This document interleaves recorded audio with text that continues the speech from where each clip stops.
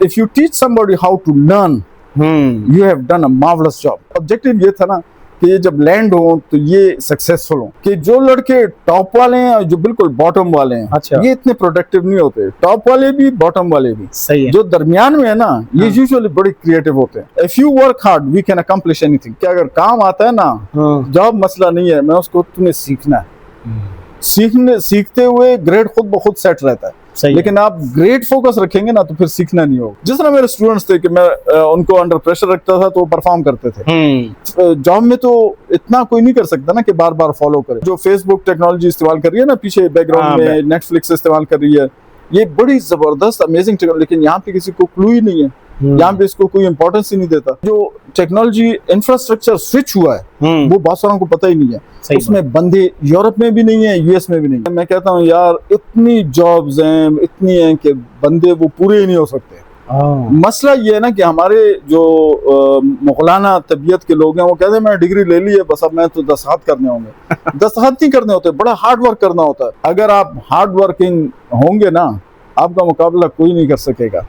अस्सलाम वालेकुम dear viewers, आज हमारे जो गेस्ट हैं माशाल्लाह अमेजिंग पर्सनैलिटी। सबसे पहले मैं ये कहना चाहूँगा डॉक्टर अख्तर वकास साहब, और इनका जर्नी बहुत ज़बरदस्त है और इनके साथ ये जो वीडियो बनाने का पर्पज़ है वो भी बहुत इंपॉर्टेंट है। इनकी पूरी लाइफ गुजरी है एकेडमिक्स के अंदर, इंडस्ट्री के अंदर, बड़े बड़े प्रोजेक्ट्स आपने बनाए हैं, रियल टाइम सॉल्यूशंस और कंप्यूटिंग का बैकग्राउंड है माशाल्लाह। अस्सलाम वालेकुम डॉक्टर साहब, कैसे हैं? वालेकुम अस्सलाम व रहमतुल्लाह। बहुत मेहरबानी सर, आपने टाइम निकाला हमारे लिए। सही, कोई मसला नहीं।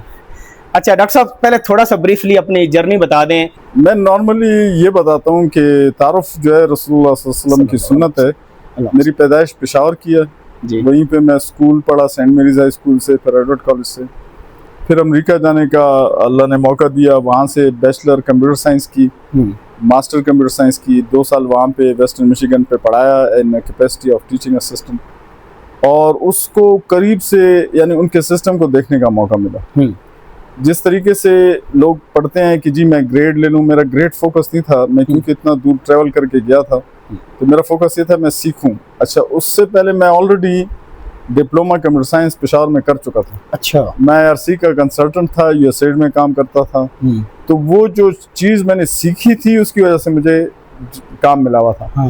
तो वो मैंने फोकस रखा हुआ था कि जो कुछ भी करना है ना मैं सीखूंगा। तो बहरहाल वहाँ पे जिस तरीके से वो सिखाते हैं, उनका अंदाज देखा बड़ा करीब से कि वो किस तरह करते हैं। और फिर बाद में यूनिवर्सिटी ऑफ फिनिक्स एरिज़ोना से मैंने पीएचडी की।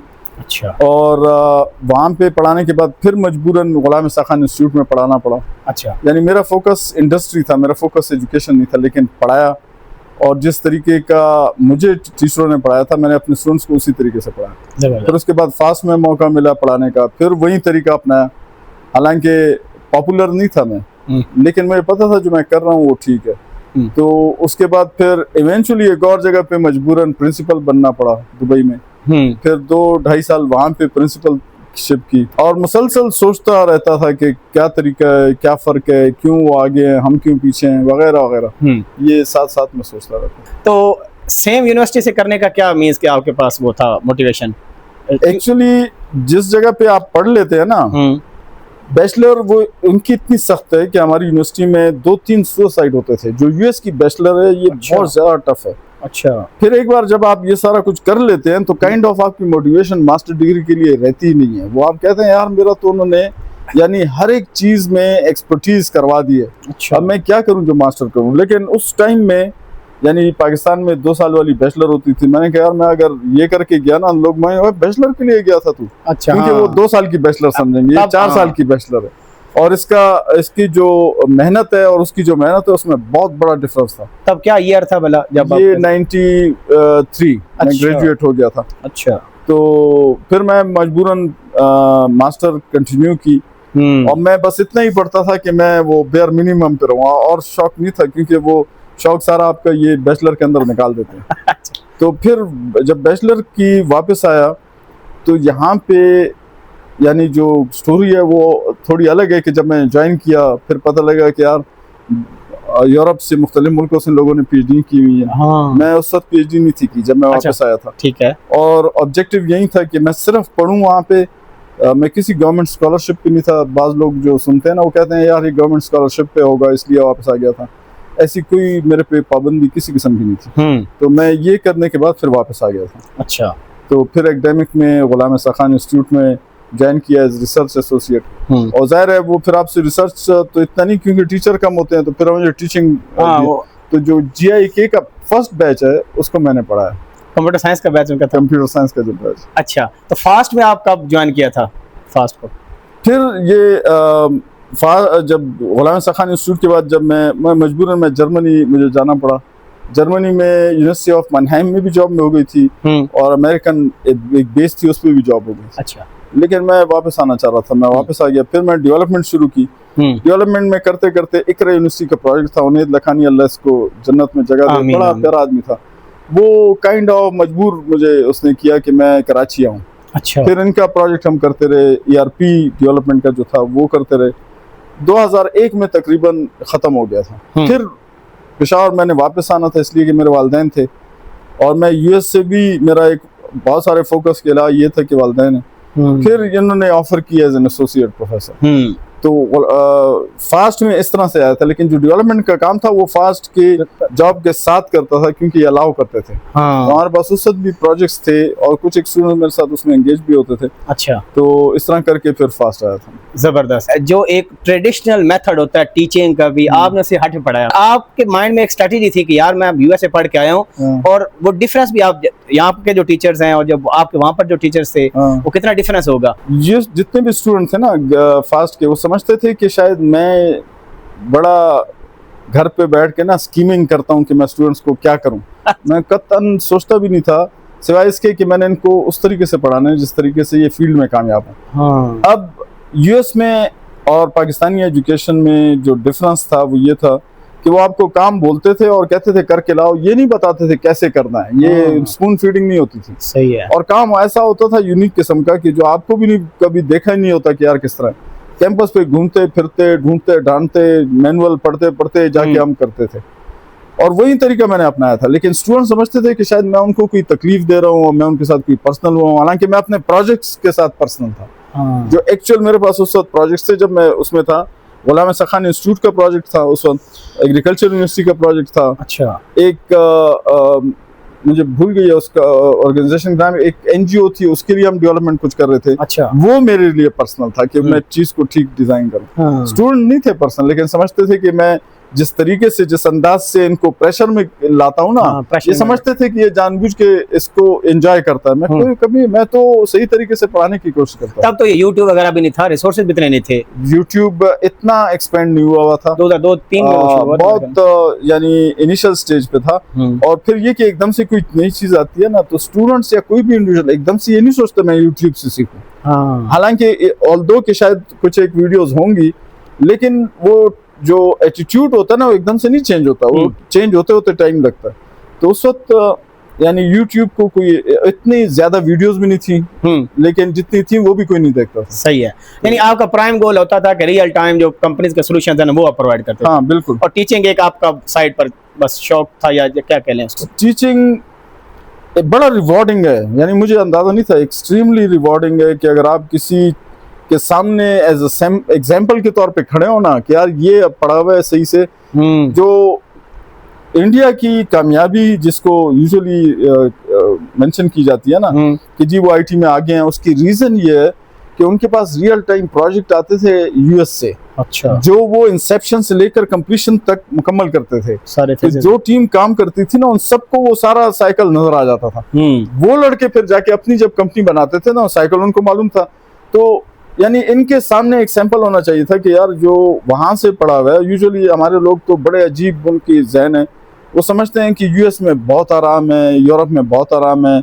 मैं यूरोप में भी रहा हूँ, US में भी रहा हूँ, मुझे इनसाइड सारी स्टोरी पता है, ऐसा कुछ नहीं है। तो आप सामने जब वापस आते हैं ना, आप बात कर सकें जिस शहर में आप बड़े हुए हैं, जिन लोगों में आप बड़े हुए हैं, यानी उनके साथ आपको चाहिए वापस आके टाइम गुजारें और उनको बताएं कि ये जो आप लोगों ने सोचा हुआ है ना ये गलत है। सही है। यही सिटी यही वाला मुल्क जो है ना हमारे लिए बेहतरीन है। हम यहीं पे पैदा हुए हैं, यहीं पे बड़े हुए हैं, जुबान भी यहीं की है, कोई हमें नीची नज़र से नहीं देखता। हमारे जो मुख्तलिफ सूबों में जो डिफरेंसेस हैं ना वो बहुत माइनर हैं। वहाँ पे वो सिर्फ रंग पे आपको मार भी देते हैं। तो मेरी क्योंकि यानी अगेन कौन कह रहा है, वो कह रहा है जो यूएस से पढ़ा हुआ है, जो ठहर सकता था वहाँ पे। सही, हाँ। लेकिन अब मिसाल के तौर पर मेरे कई स्टूडेंट्स वापस आए हैं पीएचडी करके। अच्छा। अगर उनके सामने सैंपल नहीं होते तो वो क्या, और फिर ये कि उनको किस तरीके से पढ़ाना चाहिए, वो भी एक, मैं ऑब्वियसली ऑड बॉल था ना, यार ये बाकी स्पून फीडिंग करवा रहे हैं, ये जो है बिल्कुल नहीं करता। तो वो मेरी मजबूरी थी कि मैं उस तरीके से पढ़ाना है जो सही तरीका। तो यानी बेसिकली आपने वहां पर जाकर रियलाइज किया कि असल पढ़ाई ये है कि कुछ वर्क बाय डूइंग समथिंग करें, लर्निंग बाय डूइंग। हाँ, ये नहीं करते वो कि आपको बताएं किस तरह करना है। वो आपको एक काम देंगे, कुछ नहीं बताएंगे और बोलेंगे करके लाओ। तो फिर एक बार आप पे प्रेशर होगा, आपको समझ नहीं आएगी, इवेंचुअली आप असाइनमेंट कर लेंगे, लेकिन फिर दूसरी बार तीसरी बार इवेंचुअली आपको पता लग जाता है कि यार ये तो मैं सब खुद कर सकता हूँ, मुझे तो कोई जरूरत नहीं है कि मुझे कोई स्पून फीडिंग करे। तो आहिस्ता आहिस्ता वो कॉन्फिडेंस बिल्ड होना शुरू होता है ना। और यानी सर सैयद ने जो इंस्टीट्यूशन बनाया था उसकी कामयाबी का भी एग्जैक्टली यही राज था। अच्छा। ये मुझे बाद में पता लगा था कि वो, मैं एक ज़ईफ़ुल उमर थे, उनसे मैंने पूछा, उन्होंने इंट्रोडक्शन किया खुद, तो मैंने एकदम से उनसे पूछा, मैंने कहा आप लोगों की फिलॉसफी क्या थी, क्या फिलॉसफी पे आप काम करते थे कि आपके बंदे ऐसे ज़बरदस्त लीडरशिप क्वालिटी रखते थे। तो उन्होंने एक बड़ी ज़बरदस्त प्यारी बात की, उन्होंने कहा हमारी ये फिलॉसफी थी कि इल्म बाहर नहीं अंदर है। मिसाल के तौर पे आपको मैं बता दूं कि जी डॉल्फिन चौक पे किसी का एक्सीडेंट हो गया, ये इल्म नहीं है, ये न्यूज़ है, मालूमात है जो मैं आपको दे रहा हूँ। सही है। इल्म ये होगा कि आप बैठे बैठे आप मुझे बताएं कि वहां पे एक्सीडेंट हो गया। तो इस तरीके से पढ़ाना जो है ना वो बिल्कुल डिफरेंट है कंपेयर टू मैं आपको सारा कुछ सुना दूं और फिर आप मुझे पेपर पे दोबारा लिख दें। ये नहीं आता। जैसे आर्किटेक्चर, आप क्योंकि मेरे से नहीं पढ़े आर्किटेक्चर, मैं आर्किटेक्चर में उनको 86 का आर्किटेक्चर पढ़ाता नहीं था, बल्कि शुरू यहाँ से करता था, आप मुझे बना के दें। अच्छा। तो वो जो भी बनाते थे, चाहे वो गलत था ठीक था, वो एक प्रोसेस होता है ना डेवलपमेंट का, वो इन्वेंशन थी। फिर जब खूब थक हार जाते थे ना, फिर मैं 86 जो फर्स्ट माइक्रो प्रोसेसर था, फिर वो बताता था कि वो यूं बना हुआ था। अच्छा, ये तरीका होना चाहिए। और ये कि आप स्पून फीडिंग करेंगे ना, जाहिर है हमारा कल्चर इस किस्म का है कि हमें यानी काइंड ऑफ एक जैसे लोग हैं सारे, तो हमें यानी हमदर्दी होती है यार इसको तकलीफ ना हो, लेकिन जो आप इस वक्त कर रहे हैं ना उसको आराम दे के, इसको बाद में बहुत तकलीफ होगी, क्योंकि वहां पे टेक्नोलॉजी नई नई आती जा रही होती है। तो आप इसको वो गुर नहीं सिखाएं अगर कि यार टेक्नोलॉजी को सीखना किस तरह है, तो ये वहां पे फेल होगा। अच्छा, ये लैप्सेस कितने टेक्नोलॉजी बात की जो एक्चुअली रियल वर्ल्ड में इंडस्ट्री में चल रहा है, और जो हम बुक्स पढ़ाते हैं, जो हम स्टडीज करवाते हैं, तो वो आपका क्या पर्सपेक्टिव है? मैं ये समझता हूँ कि जो भी सब्जेक्ट्स ये पढ़ा रहे हैं और जो एक्चुअल फील्ड में हो रहा है, इनमें कोई रब्त नहीं है, गैप बहुत ज़्यादा बड़ा है। लेकिन इतना हम कह सकते हैं कि एक इंडिविजुअल को आप रोज़ाना 4 साल तक यानी जो स्केड्यूल है उसको फॉलो करवाते हैं, वो बेचारा आता है खूब बन सच के क्लास अटेंड करता है, तो उसकी एक रूटीन बन जाती है कि वो एक स्केड्यूल फॉलो कर रहा है। जो फंडामेंटल्स ऑफ द सब्जेक्ट्स हैं वो तो ज़ाहिर चेंज नहीं हो सकते। मिसाल उसमें एल्गोरिथम जिस तरह एक इंपॉर्टेंट सब्जेक्ट है, आर्किटेक्चर, ये नहीं चेंज हो सकते, लेकिन जो टेक्नोलॉजीज हैं वो कंप्लीटली चेंज होती रहती हैं। अब इवन जो थ्योरेटिकल है, इवन वो भी चेंज हुआ है। अच्छा, लेकिन स्टिल वो जो चंद एक फंडामेंटल्स है वो चेंज नहीं होंगे। तो इसका मार्केट में जब ये लैंड होगा ना, इवन फास्ट का वो जिकी का ये ग्रेजुएट जब लैंड होगा, फिर उसको पता लगेगा अच्छी यानी जो मेन मार्केट है टेक्नोलॉजी की, जो मेन चीजें चल रही हैं, फिर वो सोचेगा कि यार ये चीजें तो मैं देखी नहीं, मैं फिर उसको स्क्रैच से करना पड़ता है और गैप बहुत बड़ा है। लेकिन ये मैं नहीं कह सकता कि ये जो पढ़ते हैं ये बिल्कुल ही यूजलेस है, लेकिन जब फील्ड में जाएंगे ना तो फिर बहुत बड़ा फर्क नजर आएगा। हाँ, ये कि 4 साल मुतवातिर अटेंड करने से एक अच्छे एम्प्लॉय की तरतीब बन जाती है, सुबह जाना और शाम को आना और ये सारा कुछ ना, और बाकी गैप बहुत बड़ा है।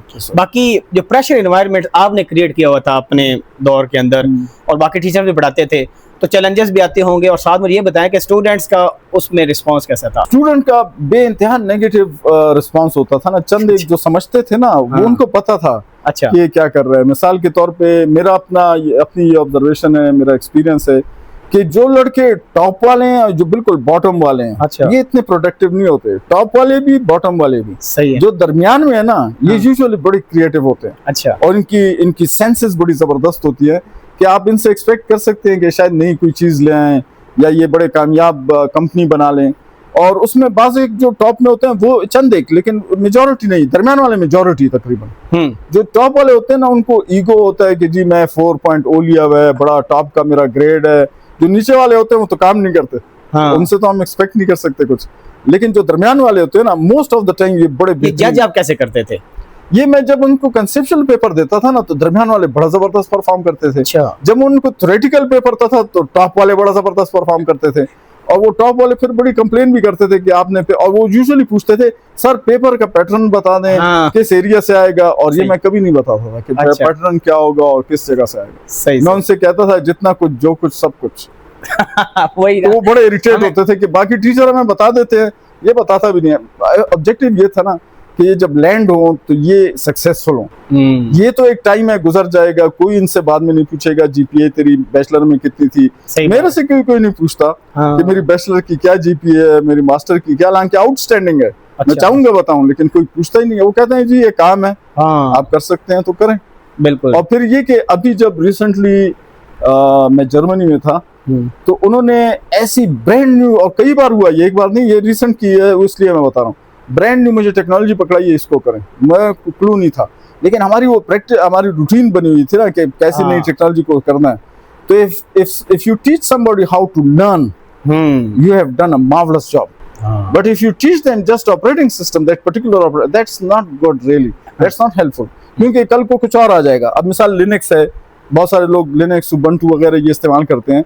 आपने उसको फिक्स किया किसी एक पर्टिकुलर ऑपरेटिंग सिस्टम पे, या इवन उबंटू पड़ा है, तो कल को एक और चीज आ जाएगी ना तो फिर उसमें स्विच नहीं करता। सही बात। और पाकिस्तान, इंडिया, बांग्लादेश वगैरह में ये एक चीज है कि जी आप कहते हैं मैं जावा का प्रोग्रामर हूँ, मैं फॉर एग्जाम्पल पाइथन का प्रोग्रामर हूँ। रियलिटी में उसको ये नहीं कहना चाहिए। अच्छा, उसको कहना चाहिए मैं प्रोग्रामर हूँ। कोई टेक्नोलॉजी आप पकड़ाए मुझे, मैं कर दूंगा, क्योंकि सब में एक ही जैसे स्ट्रक्चर्स होते हैं, एक ही जैसे जो स्टेटमेंट्स हैं, कंट्रोल्स हैं, वो सारे एक जैसे होते हैं। तो एक ये चीज बड़ी डिफरेंट है यहाँ पे ना कि लोग कहते हैं जी मैं जावा का एक्सपर्ट हूँ, तो ये उनको नहीं कहना चाहिए। तो आपके जो स्टूडेंट्स है 2001 या 2 बैच आपने पढ़ाया था मेरे ख्याल में कंप्यूटर साइंस वालों को, और 2006-07 तक जब हम तब भी आप पढ़ा रहे थे, तो आपको ओवरऑल क्या नजर आया? कोई सक्सेस स्टोरी स्टूडेंट्स की, कभी आपके साथ रब्ता किया आपसे? नहीं, कई स्टूडेंट्स जो उस वक्त यानी समझते थे कि मैं शायद जानबूझ के कर रहा हूँ, वो जब फील्ड में जाते थे ना, साल 2 गुजारते थे, अच्छा, फिर कॉल बैक करके बोलते थे कमाल किया आपने सही किया। और एक नहीं, कई स्टोरियां जितने भी ये टच करते हैं ना उसको, और कई ऐसे हैं जिन्होंने अपने बिजनेस सेटअप किए, क्योंकि उनको पता था काम किस तरह। मैं आपको बता रहा हूँ कि इस वक्त पाकिस्तान में जो जिसको हम बोलते हैं ना खैरादी, वो एक्चुअली इंजीनियरिंग का काम कर रहा होता है, जो गियर्स बना रहा होता है, एक्सेल्स सब कुछ बनाता है। वो अमेजिंग है क्योंकि वो प्रैक्टिकली चीज कर रहा है और उसकी चीज बिकती है। इवन वो 12th ग्रेडर हो ना, वो सारा काम एक्चुअली सीख ले, उसके पास डिग्री कोई नहीं, लेकिन वो रोजाना खूब पैसे कमाता है। इसी तरह जितनी भी मिसाल के तौर पे मशीनरियां बन रही हैं, कई मशीनरियां बन रही हैं, ये लोग एक्चुअली बना रहे हैं, ये पढ़ नहीं रहे उसके बारे में। और आप इनसे यानी वो पेपर देंगे ना, ये पेपर सारे फेल कर देंगे, लेकिन आप इनसे कहें ना मशीन बनाए, ये मशीन ऐसी बना के देंगे कि आप भी कहेंगे वाह। यानी होता है ना कि जी वो मोमेंट ना, इपिफनी मोमेंट, आप कहेंगे यार कमाल किया इसने। तो हमारे कई इंजीनियर्स हैं जिनको कुछ नहीं पता कि यार गियर्स और इन मशीनों पे एक्चुअल तो ये काम है ना कि ये करते, मशीनें बनाते, सही बात, इस किस्म की जो बेनिफिशियल हो। तो अगर थ्योरेटिकली पढ़ लिया, फिर जो सिविल इंजीनियर्स हैं या फॉर एग्जांपल जो या हमारी फील्ड है, अगर आपने काम ही नहीं किया, हमारे कितने ऐसे प्रोफेसर हैं जिनको ये नहीं पता होता था कंप्यूटर ऑन किस तरह होता था। अगर नेटवर्क नहीं है तो उनको ये नहीं पता था पीछे से तार कहाँ पे लगानी है। जो यूएस से जब मैं बैचलर और मास्टर करके वापस आया तो बड़ी सीवियर डिसअपॉइंटमेंट ये थी कि मेरा जो सब्जेक्ट पे ग्रिप था ना, जो डेप्थ थी और ब्रेथ थी, दोनों बड़ी स्ट्रांग थी। क्योंकि वो आपको बैचलर में 124 क्रेडिट आवर्स पूरे करवाते हैं और वो कोई मजाक नहीं होता। फिर मास्टर में भी 33 क्रेडिट आवर पूरे करवाते हैं, तो वो ब्रेथ और डेप्थ दोनों थी। यहाँ पे आया तो कईयों ने मुख्तलिफ यूरोपियन ममालिक से पीएचडी की हुई थी। यूएस और यूरोप में जो मैकेनिज्म है पीएचडी करने का, वो बिल्कुल डिफरेंट है। मिसाल के तौर पे यूएस में आपको 2 साल लाजिम कोर्स वर्क कराएंगे, और आपकी जीपीए एक सर्टेन लिमिट पर होनी चाहिए, वरना वो आपको डिस्क्वालीफाई कर सकते हैं। फिर जो कमेटी होती है ना, जिसके सामने आपने अपने रजिस्ट्रेशन को डिफेंड करना होता है, वो 3 या 5 बंदों पे, प्रोफेसरों पे मुश्तमिल होती है। अगर उन्होंने किसी एक ने कोई वैलिड यानी चीज रेस कर दी ना, पॉइंट, तो आप गए 6 महीने के लिए, फिर 6 महीने बाद होगा, 4 महीने बाद होगा, तो इतना करते करते 3 से 5 साल आराम से लग जाते हैं। मैं अभी रिसेंटली जर्मनी में था, लड़कों ने 2-2 साल पीएचडी में गुजारे थे। मैं उनसे पूछा आप लोग क्या कर रहे हैं? कहते हैं हम रिसर्च कर रहे हैं। क्या किस तरह कर रहे हो? यानी उनको किसी ने सिखाया ही नहीं कि रिसर्च के अब मैकेनिज्म क्या। आप कोर्स में सिखाएं पहले कि आपने इंग्लिश यूं लिखनी है, आपने डेटाबेसेस रिसर्च के ये देखने हैं, आपने पेपर की एवेल्युएशन किस तरह से करनी है, कौन सा पेपर अच्छा होता है, कौन सा बुरा होता है। आपने अगेन प्लेजरिज्म चेक कर, तो अब बड़ा कॉमन है ना ये चेक करना कि यार कौन से पेपर मैं अपने उसमें इंक्लूड करूं। अच्छा, इंग्लिश लिखते हैं, पीएचडी इंग्लिश में की होती है, एक जुमला इंग्लिश का सही नहीं लिखते। मेरी जो ऑब्जर्वेशन है कि भाई ठीक है, अब वो बोलते हैं यार लैंग्वेज में क्या करना है। देखें, हमारा कलमा जो है ला इलाहा इल्लल्लाह मुहम्मद रसूलुल्लाह, इसके दो मानी बन ही नहीं सकते। जिस तरफ से मर्जी है कर लें, लिटरेटिव पॉइंट ऑफ व्यू से ये दो नहीं बनते। तो वो भी जो साइंस होती है ना या पीएचडी होती है, साइंस यानी रिसर्च वर्क है, आपको इसको मैथमेटिकली एक्यूरेट करना पड़ता है। आप कुछ और नहीं कर सकते। आप ऐसे अल्फाज जिसके मानी ना हो वो नहीं इस्तेमाल कर सकते। बहुत सारे लोग बोलते हैं ये आप क्या कह रहे हैं। मैंने कहा देखें, फॉर एग्जांपल आप बोलते हैं इन ऑर्डर टू, ये 3 अल्फाज हैं, इन ऑर्डर टू, इसकी जगह पे वो आपको नहीं अलाउ करेंगे कि आप वो बोलेंगे टू इस्तेमाल करो। सही है, two will do the same thing the in order to does, तो why are you using 3 words. तो वो इस पे भी आपको कंट्रोल में रखते हैं। और इस पे भी कि अगर कोई जर्मनी में आपकी रिसर्च पढ़ रहा है या कोई फॉर एग्जांपल फ्रांस में पढ़ रहा है, तो दोनों को गलतफहमी ना हो कि आप एक्चुअल मीनिंग आप, क्योंकि लिखाई से एम्बिगुअस मीनिंग भी बनते हैं, तो एम्बिगुअस ना बने। तो ये एक बड़ा सेटबैक था कि उनको ना ब्रेथ थी ना डेप्थ थी। और वो डॉक्टर कहलाते थे, मैं उस वक्त मिस्टर अख्तर। रेजिस्टेंस तो बहुत होती है, और यूजुअली जब वो फियर करते हैं ना कि यार ये जानता है, तो बहुत ज्यादा प्रॉब्लम्स क्रिएट करते हैं आपके साथ। आप कुछ नहीं कर रहे होते, वो कर रहे होते हैं out of their own fear. अच्छा, हाँ, तो उसमें सरवाइव फिर आपने कैसे किया? वो बड़े चैलेंजेस होंगे, अभी से बात है। फिर बस मैं इतना इसको नहीं, मैं एक्चुअली डेवलपमेंट में हमेशा रहा ना। हाँ। तो मैं सारी फोकस मेरा डेवलपमेंट में होता था, इस पे इतना ज्यादा फोकस नहीं होता था कि ये क्या कर रहे हैं। हाँ। और बड़े पॉलिटिक्स, जो ऑर्गेनाइजेशन पॉलिटिक्स होती है ना, बड़ी गहराई में ये खेलते हैं। और मैं जाहिर है मेरे पास रियल प्रोजेक्ट्स थे, और उस पर बड़ा गहराई से सोचना पड़ता है मेरा, यानी उनके प्रॉब्लम सॉल्व करने पड़ते हैं। मैं उनमें मजाक नहीं कर सकता। तो यानी आपका कहने का मतलब है कि प्रेशर एनवायरनमेंट एक बनाई जाए ताकि स्टूडेंट उसमें रियल लर्निंग उसकी। एग्जैक्टली, और ये गोल होना चाहिए टीचर का। एग्जैक्टली, ये होना चाहिए। ये और मतलब ये नहीं कि ब्रांड नहीं करे स्टूडेंट्स को, ये नहीं कर सकता, ये कर सकता है। मेरी पूरी लाइफ इस पे बेस्ड है कि आप मुझे कोई बंदा दे दें, मैं उनसे पता है क्या कहता हूँ, मैं कहता हूँ यू मस्ट वर्क हार्ड। ये मेरी एक रिक्वायरमेंट। ना आपकी नस्ल से मेरा कोई ताल्लुक है, ना आपके रंग से, ना आपके जेंडर से, किसी। If you work hard we can accomplish anything. लेकिन आप सोचें कि यार जैसे होता है ना, बास बच्चों को माएँ कहती हैं, गाँव में बड़े कहते हैं तू तो निकम्मा है। मेरी किताब में ये चीज़ नहीं है। मैं कभी प्रैक्टिकली इसको फाइंड आउट नहीं किया कि यार ये जो बोलते हैं निकम्मा, ये वाकई निकम्मा है। हमने ऐसी ऐसी चीजें की, ऐसे लोगों से मेरे साथ इंटर नहीं होते थे, उनको मैं यही कहता था। तो उनमें जो सबसे सपोजिटली जो इसको वो कुंजैन कहते थे ना, लोग मुझे कहते थे यार ये हमारे साथ आप छोड़ नहीं देंगे, हमारे साथ काम करे। तो मेरे सामने ये सारी मिसालें, बच्चों की भी बड़ों की भी। एक होता है ट्रेडिशनल टीचर जो बस लगा रहा है अपने, वही पढ़ाई जा रहा है, एक कोर्स है बस उसी को पढ़ाई जा रहा है, तो उससे कुछ बन नहीं रहा। हम चाहते हैं हमारा जो बच्चे प्रोडक्ट्स होते हैं ना आपके, बच्चा निकले तो आपको दुआएं भी दे कि यार फलान टीचर ने पढ़ाया था ना। नहीं, लेकिन ये फॉर एग्जांपल अगर फोकस ये है ना कि यार मेरी जो कमाई है वो ये कि एक कैपेबल इंडिविजुअल निकले, तो आपकी फोकस वही रहती है, यार मेरा कैपेबल इंडिविजुअल निकलेगा, मेरी सेटिस्फेक्शन होगी। क्योंकि जो यंग है ना, उसको ये नहीं पता होता कि 40 में आप फिर ये छोड़ देते हैं कि तनख्वाह कितनी है। आप कहते हैं यार मैंने किया क्या है। फिर आपका जब 40 के होते हैं ना, तब आपको पता लगता है यार फिर ये चीज यानी खुश नहीं करती आपको सेटिस्फाई नहीं करती। आप कहते हैं यार मैंने किया क्या। तो अगर टीचर ये फोकस रखे ना कि यार मैंने एक ऐसे कैपेबल इंडिविजुअल बनाने जो एक्चुअल में कुछ कर सके। जैसे मेरे स्टूडेंट्स हैं, कितनों ने पीएचडी करके वापस आए हैं, पढ़ा रहे हैं। कितने ऐसे हैं जो वाकई यानी अपने बिजनेस सेटअप किए हुए खूब जबरदस्त कमा रहे हैं। तो ये मजा आता है ना इसका कि ये नहीं कि मेरी तनख्वाह थी, तनख्वाह तो चाहे मैं ये करता या ना करता, दोनों सूरतों में। कितने प्रोफेसर हैं नालायक, कितने टीचर्स ऐसे हैं जो जिन्होंने टारगेट्स नहीं है, उनको भी मिल रही होती है, और जिन्होंने टारगेट रखे हैं उनको भी मिल रही है। तो अब जो स्टूडेंट जीपीए के पीछे लगे होते हैं कि 4/4 लेना है या अच्छा ग्रेड लेना है, वो प्रैक्टिकल स्किल नहीं सीखते, उनको क्या कहेंगे, कैसे वो कर सकते हैं? नहीं, उन पे मुझे रहम आता है। अच्छा, उनकी जिंदगी बड़ी मुश्किल है। अच्छा, क्यों कि वो एक ऐसी चीज के बारे में फिक्रमंद हैं जो फील्ड में नहीं इस्तेमाल होती। मिसाल लेट्स से मेरी कंपनी है, मैं किसको रखूंगा? जो काम कर सकता है वो, या वो जिसकी जीपीए 4 मैं तो फर्स्ट ऑफ ऑल पूछूंगा ही नहीं जीपीए का, कोई नहीं पूछता। आप प्रैक्टिकल में जाना, आपसे कोई नहीं पूछता। वो हर कोई ये कहता है ये काम है, आप कर सकते हैं? आप कहते हैं हाँ, बोलते हैं करो। 2-3 दिन में, 4 दिन में, महीने में, हफ्ते में उनको पता लग जाता है ये कर सकता है। जैसे ही करते हैं आपको फौरन वो एलिवेट करते हैं, यार ये काम का बंदा है, और वो आपको छोड़ते नहीं है फिर। तो आपकी जीपीए 4 है, जीपीए 4 के साथ बड़ा प्रॉब्लम ये ईगो साथ होती है।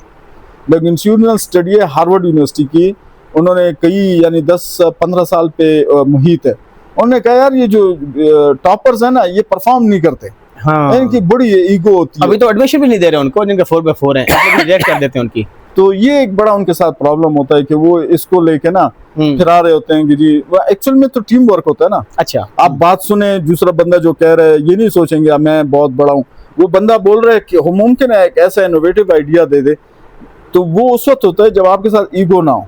सही बात है। और टीम वर्क इसके बाहर नहीं होता। सर, आप मार्केट के अंदर बैठे, इंडस्ट्री बैठे और रियल टाइम प्रोजेक्ट्स कर रहे हैं, तो आप मुझे बताएं कि जॉब्स कंप्यूटर साइंस वालों की, या जो कुछ कर सकता है उसके लिए जॉब्स हैं या नहीं? जॉब्स इतनी बहुत है ना कि कितनी हर साल वेकेंट पोजीशन चली जाती हैं। अब मुझे कोई पूछे मेरे फील्ड में ना कि यार आप क्या कहते हैं, मैं कहता हूँ यार इतनी जॉब्स हैं, इतनी हैं कि बंदे वो पूरे ही नहीं हो सकते।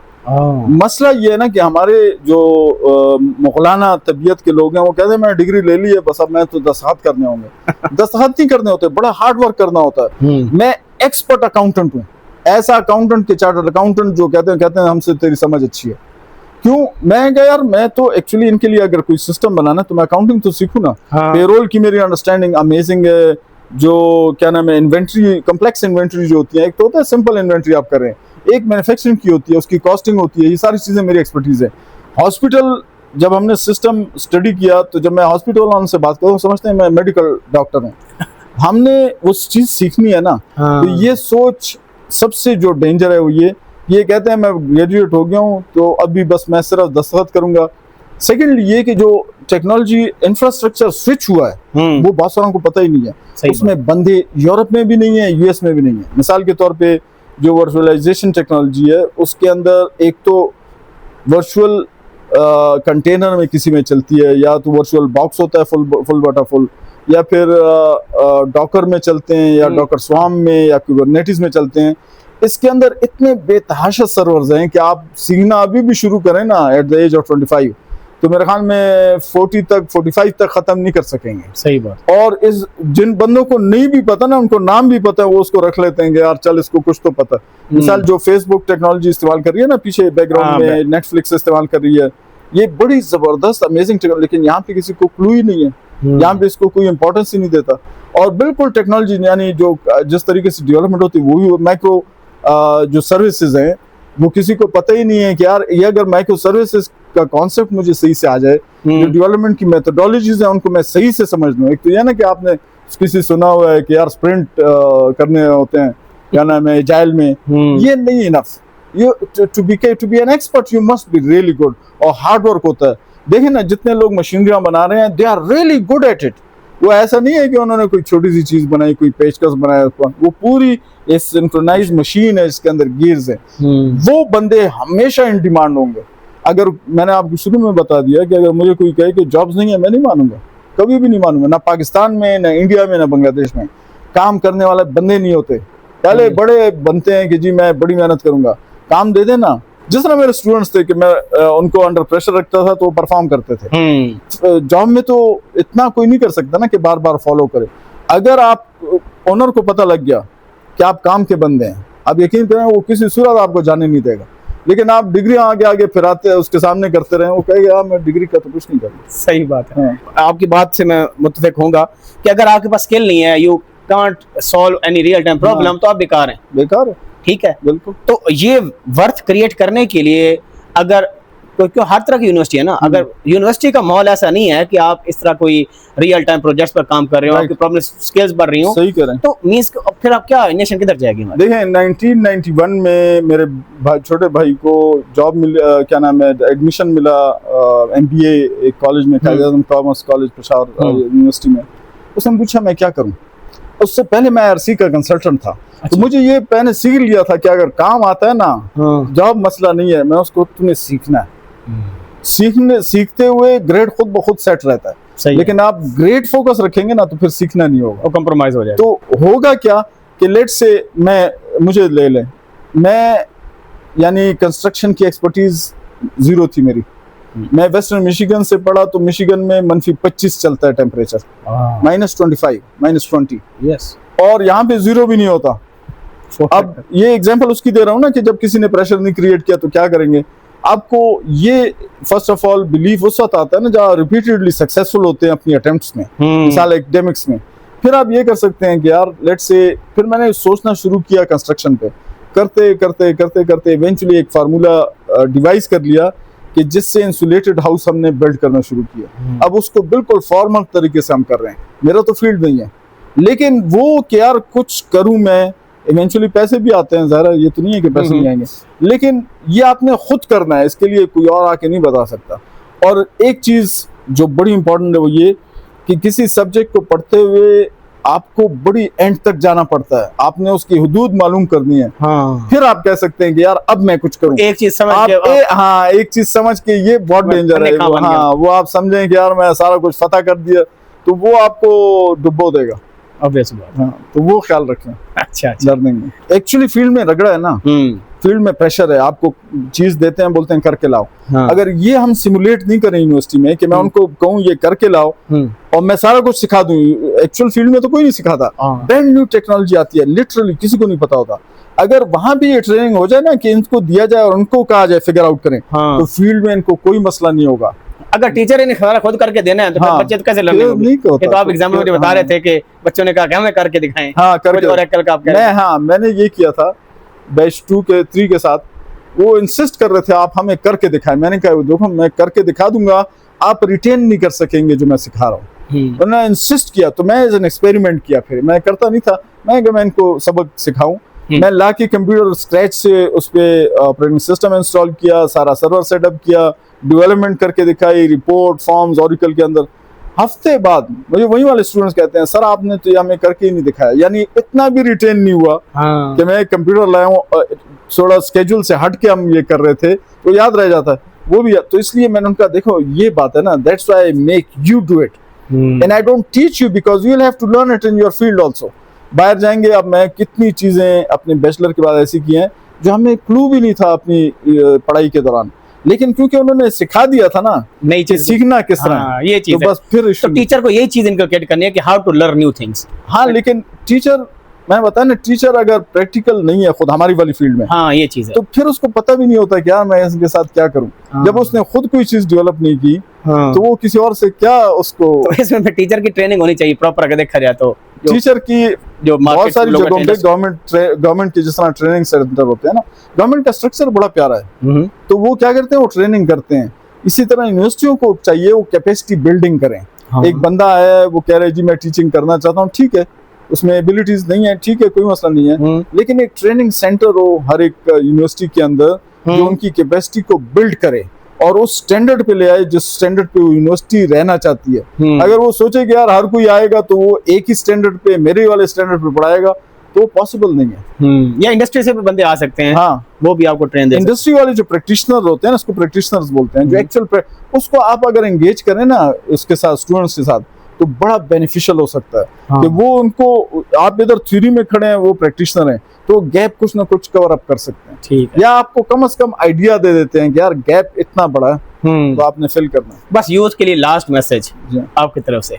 मेरा अपना ये बिलीफ है कि अगर आप हार्ड वर्किंग होंगे ना, आपका मुकाबला कोई नहीं कर सकेगा।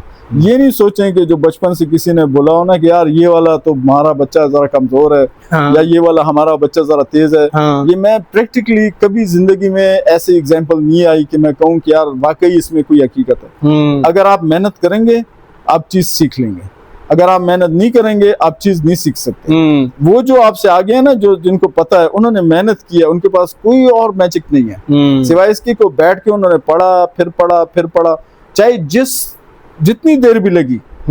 आपकी शायद ज्यादा लग जाए, उसकी कम लगे, लेकिन आप उधर ही पहुंचेंगे जिधर वो पहुंचा हुआ है। ये आपने जहन में रखें। और ये बाकी की जो सोशल स्ट्रक्चर की वजह से बातें आती है ना कि यार ये तो कमजोर है फलां, इसको नेगेट करें, ये बेकार की बात है। नेगेटिव थॉट को आपने इसको इसमें कुछ हकीकत नहीं है। मैं आपको बता रहा हूँ 57 मेरी एज है, पढ़ा लिखा हूँ, तजर्बाकार हूँ। मैं आपको कह रहा हूँ मैं अभी तक फाइंड आउट नहीं की ये। मैं यानी मैं आपको बताऊँ मैं मोटिवेशनल स्पीकर नहीं हूँ, मैं एक्चुअल काम करता हूँ रोजाना। तो ये प्रैक्टिकल जो मैंने अभी तक बच्चों में भी, जो यूनिवर्सिटी में जिस स्कूल में मैं प्रिंसिपल था वहाँ पे भी मैंने देखा, और यूनिवर्सिटी लेवल पे तो शुरू से देखता रहा हूँ। स्कूल लेवल पे ऐसी ऐसी चीज़ें हुई कि उन्होंने कहा यार ये बच्चे तो अजीब है। हालांकि वही बच्चे थे जो पूरे इलाके में दुबई में बदनाम थे, फिर वही बच्चे एक्स्ट्राऑर्डिनरी थे। तो ये डिपेंड करता है कि आप एक इंडिविजुअल को वो राइट एनवायरनमेंट दें साइकोलॉजिकल, जिसपे वो ग्रो करे। अगर आप उसको यही बोलते रहें, और छोटा बच्चा है उसने दूसरा जन्म तो हम मानते ही नहीं है, दूसरा जन्म तो है नहीं, उसका पहले ही है, पहले में है, वो समझता है शायद इसी तरह है, मेरे दिमाग में फर्क है। कोई दिमाग में फर्क नहीं है, ये निकालनी है सबसे बड़ा डेंजर है। बहुत शुक्रिया डॉक्टर साहब, अल्लाह ताला की आप रहमतें हों और बरकतें हों। बहुत शुक्रिया आपका जी। कोई क्वेश्चन आपका हो तो प्लीज पूछिएगा। डॉक्टर साहब की बड़ी कंट्रीब्यूशन है माशाल्लाह, रियल टाइम प्रोजेक्ट्स भी कर रहे हैं, एकेडमिया में रहे हैं, इंडस्ट्री में अभी भी हैं, और इनकी बातों से आपने इस्तेफादा करना है और बिलीव इन योरसेल्फ। अगर अपने पर बिलीव नहीं रखेंगे, हमेशा फियर ऑफ फेलियर रहेगा, तो आप कभी कामयाब नहीं हो पाएंगे। ऐसे ही है ना डॉक्टर साहब? एग्जैक्टली। अस्सलाम वालेकुम वरहमतुल्लाह।